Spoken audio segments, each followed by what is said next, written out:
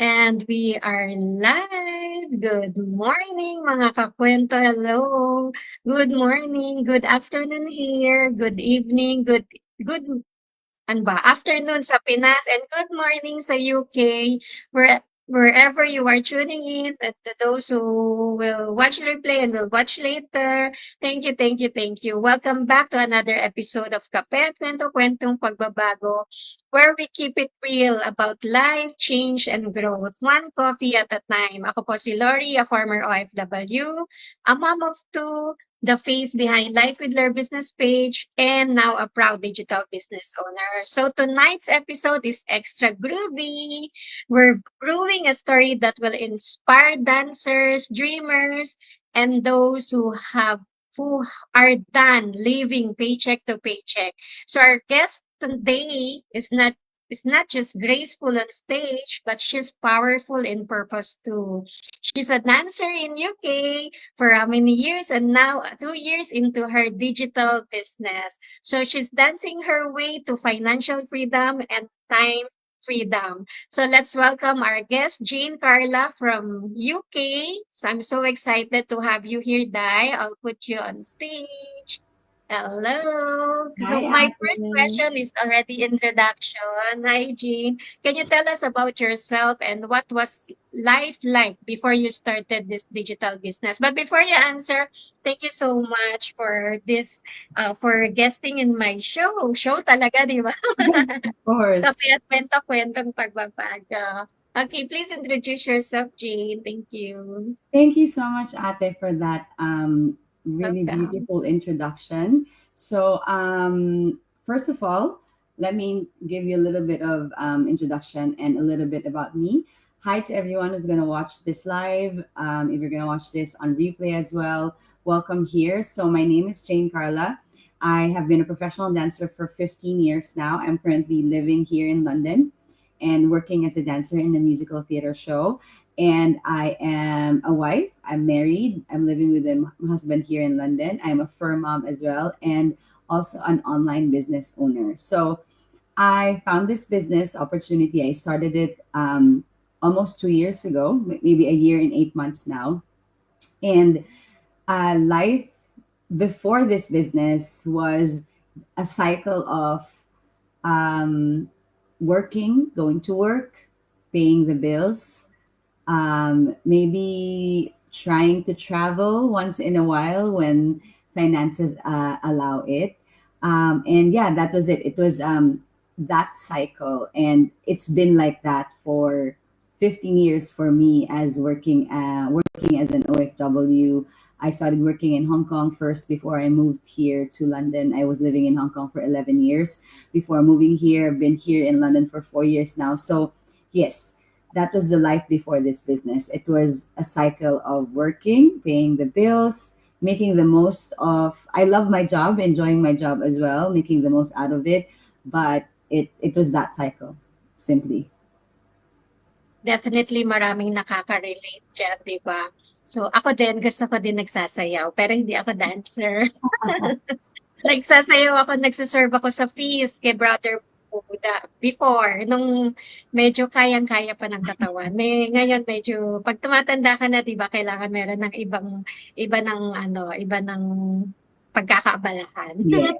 So this question, thank you for that, Jane.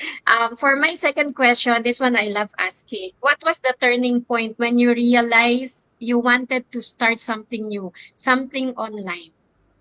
So my turning point is nag-move ako sa London 4 years ago. I got this job offer during the pandemic. So sobrang excited ako to move to London because it was probably one of the biggest breaks that I got in my performing career. So sobrang excited ako. But hindi yan nangyari kasi nag-pandemic, hindi ako naka-move sa London. Nag-antay ako ng almost a year and a half bago ako naka-move.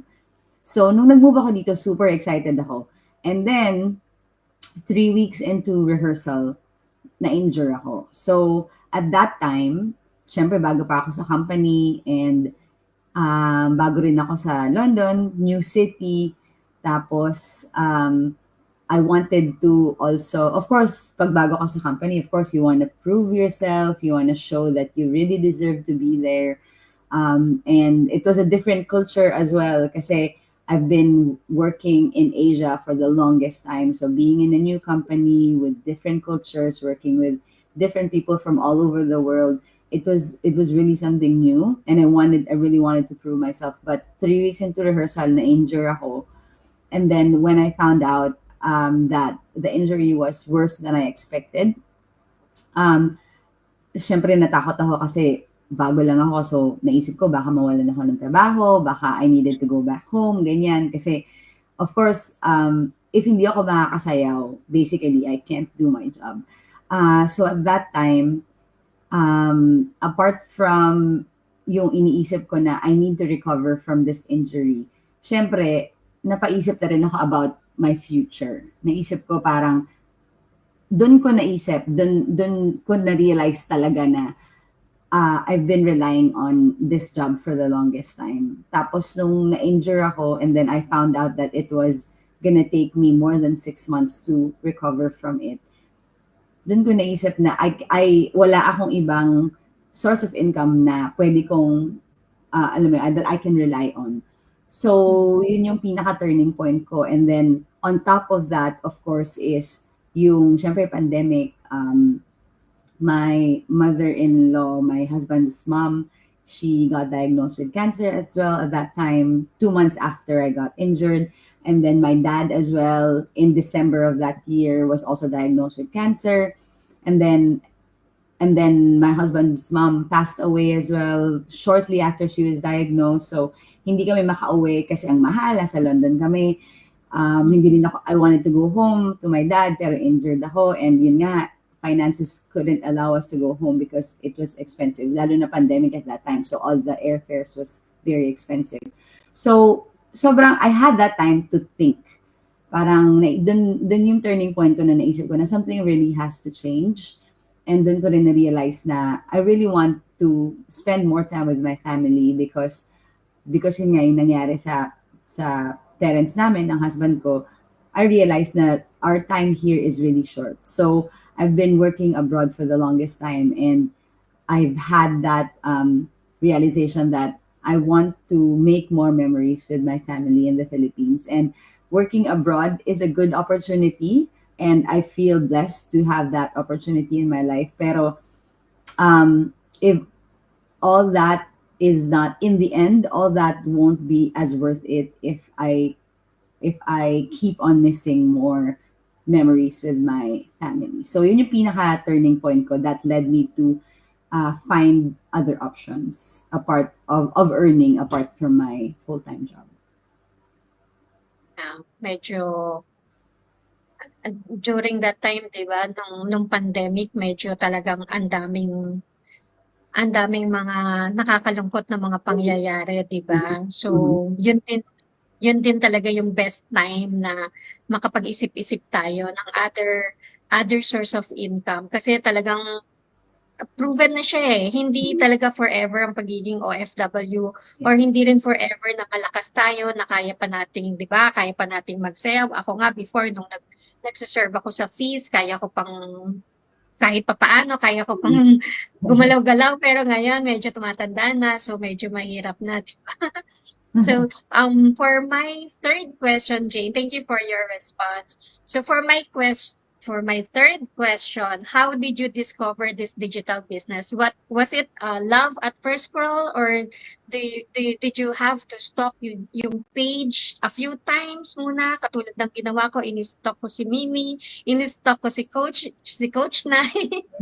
So, how did you discover this business? So basically, I discovered this business while searching on YouTube.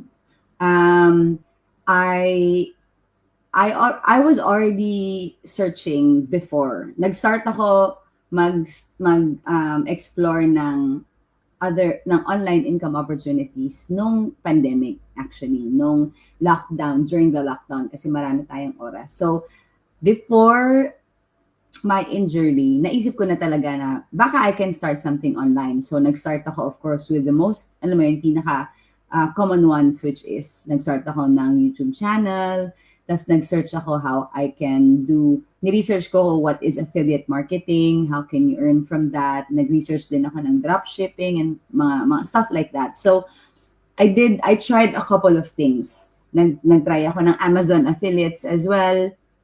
Ni-research ko how it works. Um, and then, but during that time, kasi during the lockdown, parang ano lang siya eh, it was a thought. Hindi, kumbaga, wala pa akong definite reason na parang kailangan ko talagang gawin to. So it was an option that was there. If it doesn't work, then it doesn't work. So I tried all that.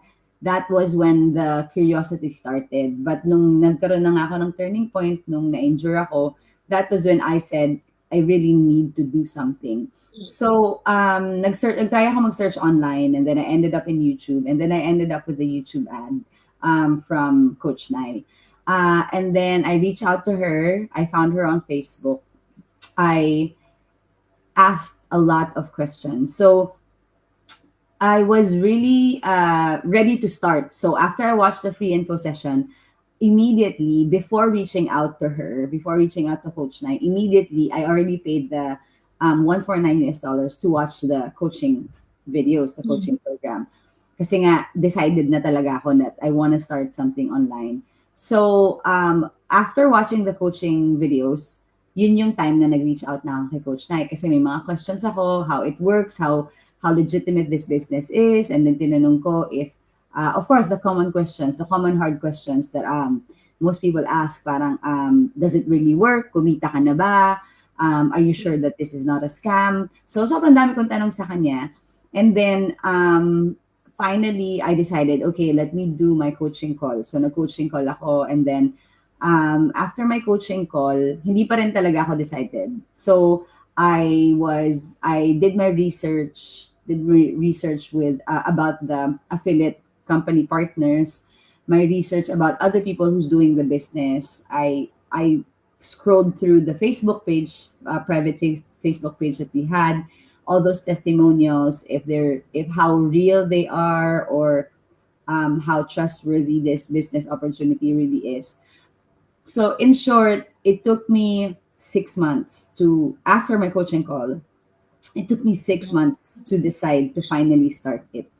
So matagal yung naging decision making process ko kasi unang-una my husband was very skeptical. He didn't trust the business platform and the business opportunity. Well, I do understand why, because I also felt that way. Even when I eventually started, I still had doubts. But I just trusted my gut kasi naisip ko parang if I don't risk anything, if I don't, any opportunity comes with risks.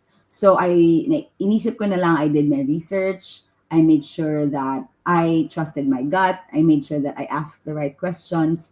So mahaba yung naging decision making process ko about when it came to this business opportunity. So yeah, that was my beginning. Thank you for that, Jane. I can also relate kasi ganun din ako as an employee sa bangko, 'di ba? Nasa mind na talaga namin, kumbaga naka-embed na sa mind namin na fraud, scam, yun yung lagi naming unang tingin talaga. So I also did my research, talagang research, tapos in-stalk ko sila, lahat ng mga most ng mga tao sa community talagang chinek-check ko siya before I really start the business.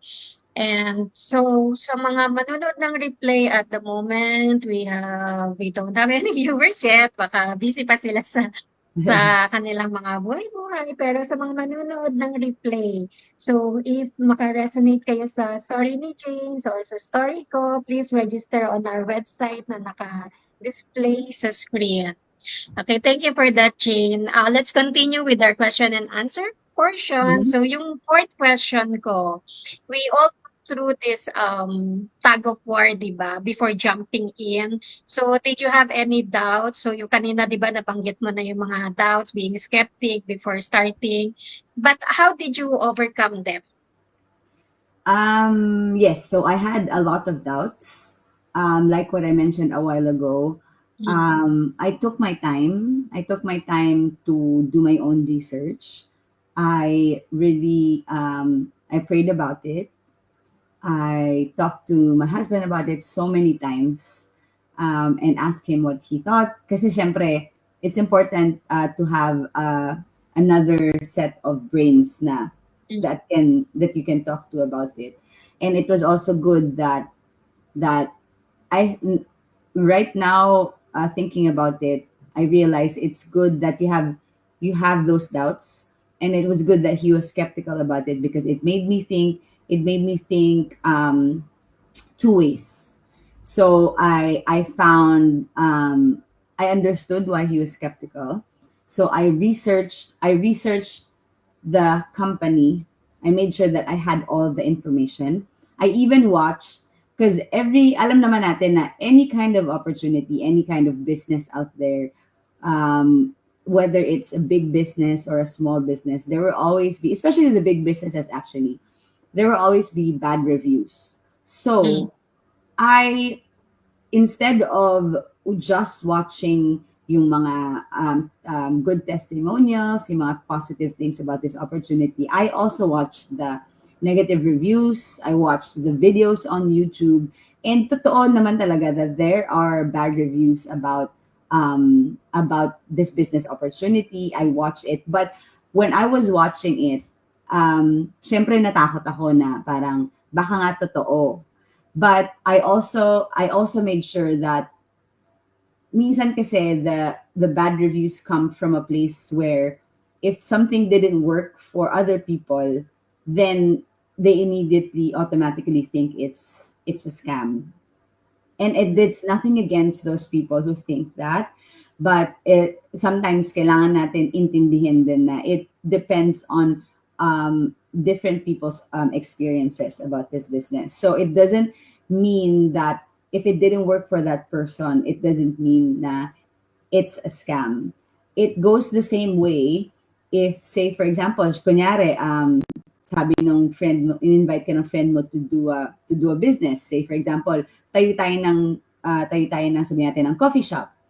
Kapag nalugi naman yung coffee shop na yon, it doesn't mean that the coffee shop was a scam. Coffee shop pa rin siya. But ganun lang talaga in business. Minsan it doesn't work, minsan it doesn't stick, minsan hindi talaga siya nagte-take off. But it doesn't necessarily mean it's a scam. Yes, there are a lot of online scams, but this business is not one of it. If it didn't work for other people, it doesn't necessarily mean that it's a scam. So it helped me that I opened myself up not only to the positive reviews about this business, but I also made sure that I watched the other side of it, which is the bad reviews, yung mga negative reviews about this business, and I made sure I watched it. I understood it. I understood where those people are coming from, and that, ironically, watching the bad reviews made me decide that yes, this business actually works. But it also made me realize that this is a legitimate business kasi you really need to put your time and effort. Hindi siya yung you set it up once and then hayaan mo na lang siya. You don't do anything. So before I started this business, I was already in that mindset, na I really have to commit to it. I have to do the work, and it's not going to be easy. It's not going to be an easy journey because it's a new. I needed new skills. It's a new thing for me. I haven't done an online business before, let alone any kind of business. So yeah, those are the things that helped me ease my doubts. It didn't hindi nawala yung mga doubts ko. They were still there even when I already started, but I just kept on learning, and I just kept on doing the training. I kept on feeding myself more information, educating myself, growing as well, and discovering this business. Also, of course, through the community that we have here. So, yeah. Thank you for that, Jane. Actually, I can relate kasi ako din, I have a lot of doubts and then yung negative yung negative reviews na mga nabasa ko, napanood ko, mas nangibabaw siya sa akin, eh. Mhm. Pero how did I overcome them? Actually, hindi yung sarili kong, desisyon or yung sarili kong will. Parang ang sa'kin kasi, even though may mga negative reviews, may mga positive reviews, kumbaga parang pero mas nakikita ko pa rin yung negative reviews. So, parang pumapasok pa rin sa utak ko na scam 'to or gano'n, fraud or whatever, 'di ba? Mhm. Pero yung faith ko kay Lord, yun yung ano, eh, yun yung parang nagtulak talaga sa'kin na parang wag ka na lang mag-base sa ano mo lang, 'di ba, sa own understanding mo, trust the will of God. So, sa akin yun talaga kasi nag-pray kami, eh, ayun ang ano ko, eh, nag-pray kami ng mother ko talaga nung nandiyan ako sa Wales. Sunday, Wednesday, every Sunday, every Wednesday nagpe-pray kami for something na mag-earn ako ng income, work or anything na Mhm. I will earn, 'di ba? Yung Mhm. meron akong pagkakakitaan. And Mhm. then ito talaga yung binigay ng Diyos. So I trust na lang talaga. Mhm. Kumbaga sinurrender ko na kay Lord. Yun yung binigay niya and then when I jump in, nawala si Jane. When I jump in sa business, ayun, medyo talagang super na-amaze na ako. Nung nag-start na ako, I did the training. So, um, ayan, bumalik na si Jane. So, I did the training. Ilagay kita uli sa stage. Sorry, I I'm did back. the train yeah, it's okay. I did the training and then ayun nga mas kumbaga nung nag-start na ako sa business as everyday as it go along, 'di Mhm. ba? Mas lalo akong nai-inspire, mas lalo yung eagerness ko na gawin talaga yung business. Thank you for that, Jay. Napaka-amazing, super inspiring. So sa mga viewers natin, who are asking, yung gusto na nila mag-start pero they don't know how to start. So what should they do? Ano yung pwede mong inform sa kanila if they want to start the business? So exploring this business starts with a free info session. It all starts with all you will get is information for free. So that is how simple you could explore this business. It doesn't require you to commit to anything yet. We want to make sure that you get all this information for free in the beginning to help you with your decision making process. And then after that, if you decide to move forward, then that's when you purchase the coaching program for 149 US dollars. But even after that, it's still risk free because with the 149 US dollars one time fee that you will invest, it comes with a 30-day full money back guarantee. So within the 30 days that you watch the coaching program, you still have a chance to get your full 149 US dollars back in case you decide that this is not something for you or you're not ready for this opportunity yet. So those are the first two steps, and it's very simple. It's risk free. It's full of information. It's full of value as well. So that's how simple it is to check out this business. And we have both our websites here that you can either register on either one of them, and then after that, if you're open to talk, we're all open to answer your questions to build the connection with you as well, if you're willing to know more about this information. So that's how simple it is to start. Just we want you to get all the information that you need for you to decide. We're not in the business of putting pressure on people. Hindi namin kayo pipilitin if you're not ready. This business only works if you are ready for it, and if you have the right reasons to start the business, to start the opportunity. So we also want to make sure that we work with people that is ready to commit. So we're not just about selling. We're about building real relationships and connections with with people who want to, make a change in their lives. So yeah, that's how easy it is. Those first two steps are the only things that you need to think about right now. It's free. It's also like risk free. It's almost like paying for a course. Uso ngayon yung mga online courses. It's almost like paying for a course that could pay you back in the future. So it's a win-win. It's a win-win situation. So that's how easy it is to start and explore this business. So yeah. Yes, totoo yan, Jane. Walang talo, di ba? So if the business is for you, di ba, you can start and we can teach you how to start your online business. Pag if you decide naman that the business is not for you, then you can refund the 149 USD. No questions asked, di ba? So, uh, okay. So for my last question, Jane, what can you advise to those watching now or the replay later, yung mga gusto talaga na nila mag-start ng online business pero takot pa rin sila. What can you tell your before self?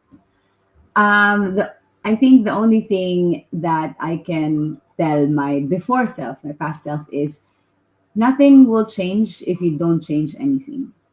15 years ako nagtatrabaho as an OFW, and 15 years ako nasa mindset na this is it. This is it. Na naisip ko noon for 15 years, I thought, uh, I was grateful for the career that I have and I still have right now. I'm very grateful for it. But I was stuck in that mindset that this is it. Ito yung in-instill sa akin ng magulang ko before that. Finish school, get a degree, get a stable job, and wait for retirement, and then you're set. You're set for life. So I had to. It took me life experience for me to challenge that mindset. So, yun ang sasabihin ko sa past self ko. Kung if you want something to change, you have to change something. Because if not, you will just be stuck thinking, what if?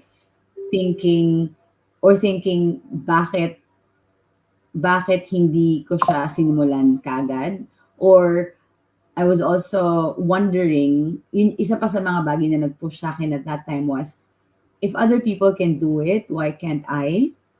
If I see a lot of people who are thriving online, who are working less but earning more. If other people can do it, then it's possible. It's something kasi parang at that time, every time nakikita ko yung ibang tao ginagawa yun, it's almost like I I just watched them in awe.